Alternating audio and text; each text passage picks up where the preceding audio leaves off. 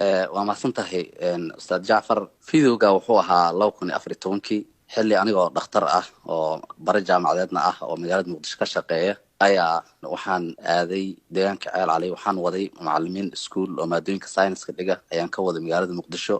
Waxaan geeyay iskuulka Ceel Cali oo markaas 2012 aan u bedelnay dugsi sare, markii horena ahaan jiray dugsi hoose dhexe.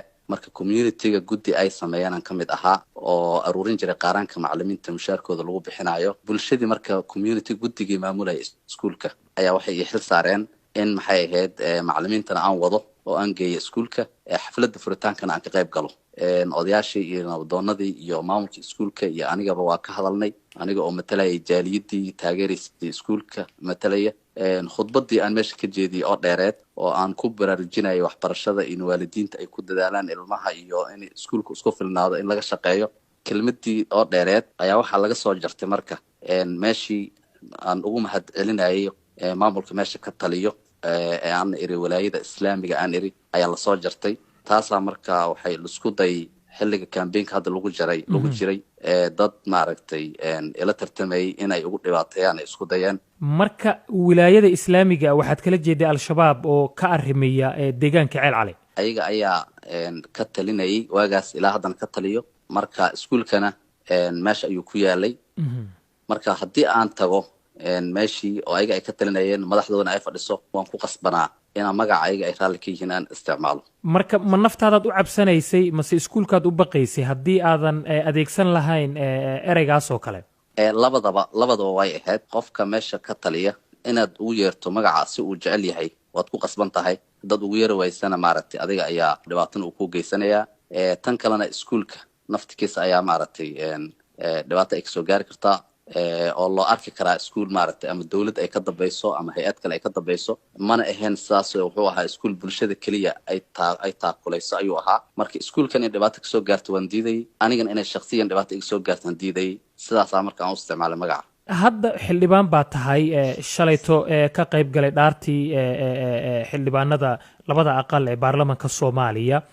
markii uu videogaas soo baxay ilaa dhaartii shalayto wax caqabada oo ku soo wajahay ama culaysa oo ku soo fuulay ma jiraan? wax culays ah habeeraatay soo food saaray ma jiraan. doorashada xilliga ay socotay in ay liigu hor istaaga ay isku dayeen waa u suuragal waysay, waayo aniga taariikhdeyda waa la wada yaqaanaa. xilliga aan waxbarashada dibadda u aadayaa la ogaa oo ah intii ururadanba ay soo bixin. xilliga aan soo laabtay la yaqaanaa 2013 waxaan isla markiiba u shaqo bilaabay hay'ado caalami ah sida ururka dhakhaatiirta aan xuduud lahayn MSF. waxaan ka noqday bare jaamacadaha magaalada Muqdisho kulliyadaha caafimaadka. waxaan ahaa maaragtay nin arrimaha bulshada ka shaqeeya hadday noqonayd samafal iyo waxbarashada iyo aqoonta iyo wax ku saabsan. marna qofkii maqlo igama shakinaynin arrintaas.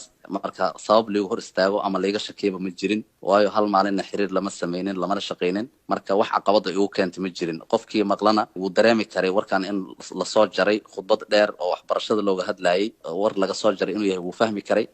marka cid hadda maaragtay ku mashquulshay oo sidaa ma jirin, wax dhibaato iga soo gaarayna ma jirin. dabcan xilligaas 2014 ku dhawaad 8 sano baa laga joogaa. waxaa muuqata in xilligaas siyaasadda aanu hunguri kaa haynin. hadda oo aad xildhibaan noqotay ma kula tahay in aad mar labaad booqan karto Ceel Cali iyo deegaano ay al-shabaab ka taliyaan? dabcan qof mas'uul dawladeed ah meel ay ka taliyaan nimankaas horta ma tagi karo. mana inuu wuxuu ku tagi karaa kaliya asoo ciidan wato oo xoog isticmaalayo oo maaragtay ayuu ku tagi karaa, laakiin asiga oo shacab ma tagi karo. waa la wada ogyahay taas. laakiin haddii maaragtay aysan ii suura gelaynin aniga inaan tago in haddana laga shaqeeyo waxbarashadii iyo aqoontii iyo wanaagii deegaanadaas in laga shaqeeyo bulshada waan ku dhiirigelinayaa mar walba. haddii shalay aan u istaagayay bulshada aan hadda maaragtay systemka dawladda aan ku jirin inay ka shaqeeyaan oo sii wadaan waan ku dhiirigelinayaa, laakiin aniga iima suuragalayso hadda inaan hawshaas sii wado. waxaa jira dad aaminsan in amaba aaminsanaa markii ergooyinkii soo doortay xildhibaanada sanadkii 2016 qaarkood ay al-shabaab u yeereen oo ay u tageen in ay suurtagal tahay al-shabaab in ay siyaasadda iyo nidaamka siyaasiga dad ku yeelan karaan. videogaaga markii la wareejinayay dadka faallada ka bixinayay erayo noocaas oo kale bay adeegsanayeen. maxaad ugu jawaabaysaa? dabcan qofka oo rabo inuu been abuur sameeyo wuxuu raba ayuu adeegsanayaa, laakiin ugu dambeyntii caddayn ayaa la weydiinayaa.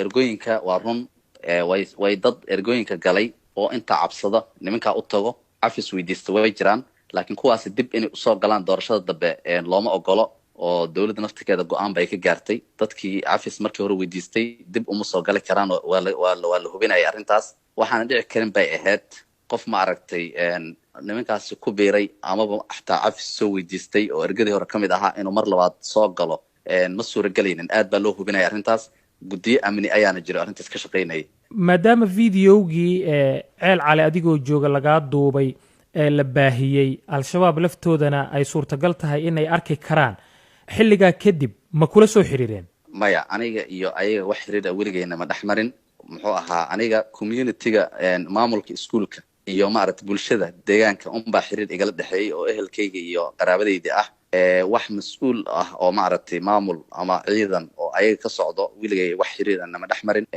wax hadda ila soo xiriirayna ma arkin horena ilama soo xiriirin waayahay ugu dambayntii hadda xildhibaan baa tahay shalaytaad dhaaratay maxaa qorshe ahu ku yaala maadaama aan soo galay golaha baarlamaanka soomaaliya dowladda soomaaliyana maaragtay muddo 30 sano ah dhibaato badan ay daal dhacayso welina ay saldhigan la'dahay waxaan ka shaqayn doonaa sidii dalka dhibaatada ugu bixi lahaa hadday noqon lahayd shuruucdii in la hagaajiyo iyo haddii hoggaan wanaagsan in loo dooro ay noqon lahayd iyo in dowladda lagula xisaabtamo haddii ay noqon lahayd anigoo shakhsi ah haddii aan ka shaqaynayay wanaagga bulshada iyo dalka hadda oo aan systemka ku jiro codkayga uu meel gaaraya waxaan rajaynayaa in dalka dhibaatada si ugu bixi lahaa iyo maaragtay duruufaha dalka uu ku jiro si ugu bixi lahaa inaan hadda si fiican ugu sii shaqayn kara ayaan aaminsanahay